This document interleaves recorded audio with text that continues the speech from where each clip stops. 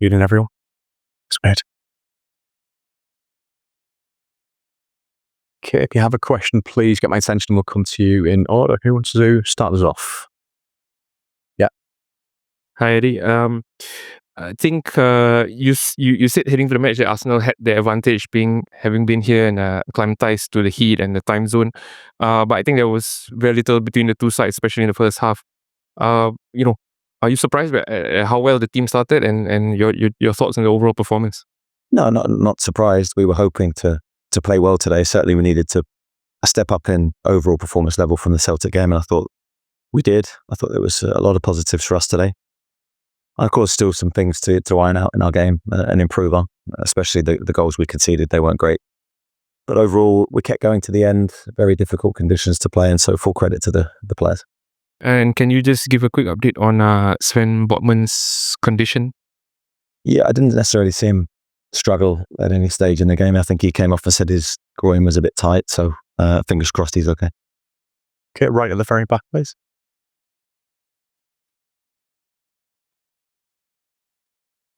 Hi, Eddie. Hi, Lee. Just a quick one on Isak's situation. Is there any update? Are you thinking about flying him out here at any point? No, nothing's changed. What's the mood like behind the scenes because of that situation? It's obviously the first time I've had a chance to speak to you, so can you just give us a sort of flavour of how people are just getting on with things at the moment? Very much with that mindset, really, Lee. I think it's business as usual for the players. You don't get a chance when you come onto these tours to think of anything other than training, the next game. The level's so high that even in these games we have to be very well prepared. We have to try and be at our best. So naturally, I think we're going to miss a player of Alex's quality, and the group are going to feel that. There's no denying that, and I can't sit here and claim that they won't. But a very professional group of players, and they're doing brilliant, and as far as I can see, in terms of managing the situation. And just finally, is anything sort of creeping closer? And I know you're in talks with a few different people, but is anything creeping closer? Not as far as I'm aware, but obviously I'm not dealing with that day to day. Actually, Chris Woff. Evening, Eddie. Obviously, Alex isn't here, but that's presented an opportunity for Will Osula. He's played 70-odd minutes in both games so far. How do you think he's fared, and what sort of an opportunity is this for him? Yeah, it's a great opportunity to get more minutes than maybe he would if we had more players in that position, which is a great chance for him to showcase what he brings and what he's about. I thought today was a much better performance from him than the Celtic game. I thought he looked fitter and sharper naturally through the work that we've done. Had a couple of chances to score. His attitude was very good. He looked hungry to get in the right positions to try and score. So I thought he can be really pleased today. Is he ready to start the Premier League season up front if it comes to that stage and Isak isn't fit or you haven't signed another striker? Is he ready to start there? Well, I think every player in our squad has to be ready to play. That would be my message to every single man in the squad. We don't have the biggest squad in the Premier League, so every person has to contribute, and I'd have no hesitation in picking anybody. And just finally, is there, we didn't ask you about this yesterday, is there an update on the sporting director or CEO situation? Do you know if anything's happening imminently? Or it's not my decision, so I've got no update for you. Thanks, Chris. Into the middle, please. Hi, Eddie. Talking about the size of your squad, Arsenal bought out Gyokeres before the kickoff. That's their sixth signing this summer, and I think they're not finished. Is that a bit galling when you see the club doing so much business? I think from my perspective, you can never judge yourselves against other clubs.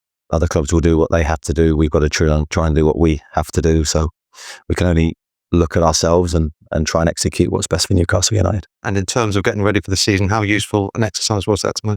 Yeah, I thought it was a brilliant game for us.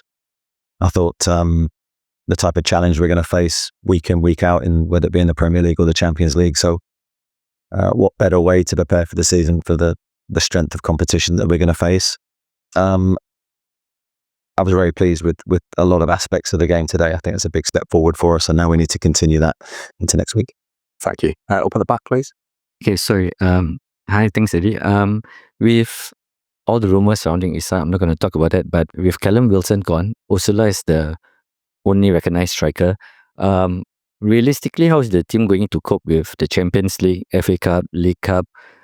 What's the priority? And will you blood the young new players over the years? There are a lot of new players coming in, but they're young ones.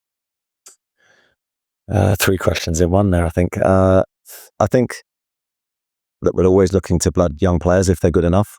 I have no hesitation in playing anyone. I don't judge it on age. I judge it on ability. Yeah, I mean, the strength of competition, we're really pleased to be in all the competitions that we're in. We won't prioritise any one over anyone else. We're trying to win every game that we play, and we just focus on the next one. And that's how we were last season. That's how we were successful ultimately. So that's going to be the way we attack the season. And then the gentleman just in front, please. Yeah. Hi, Eddie. So what are some areas of improvement you felt from today's game? Sorry, I missed the first bit. Sorry, what are some areas of improvement that you felt, from today's game? Definitely the goals we conceded. I think the way we defended. I mean, Alex has scored the own goal, unfortunately, but the ball shouldn't have got into that situation for the second goal. Disappointed.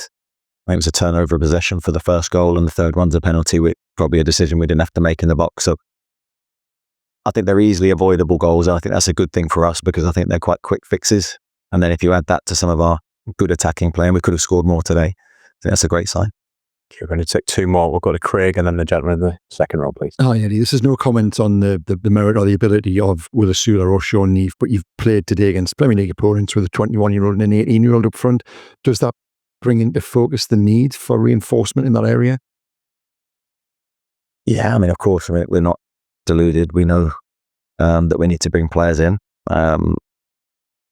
We've known that for a long time. The tail end of last season, as I said, we did all the work. We know who we wanted. It's been a challenging transfer window. Let's see what we can do towards the end of it. And just to clarify on Alex, is there any chance that he joins you out in Korea or here? No chance. Okay, it's Craig. Last one. Eddie. Plenty was made about the lack of fans on Wednesday's game. Even Mikel spoke about it. What do you make of the fans that showed up today? Because clearly there was an uptick in Newcastle, first time in this part of the world in like 30 years or something. How much have you enjoyed speaking to your Asian fans and just spending time with them? Yeah, very much so. I think I wasn't really aware of any crowd issues coming into the game for us.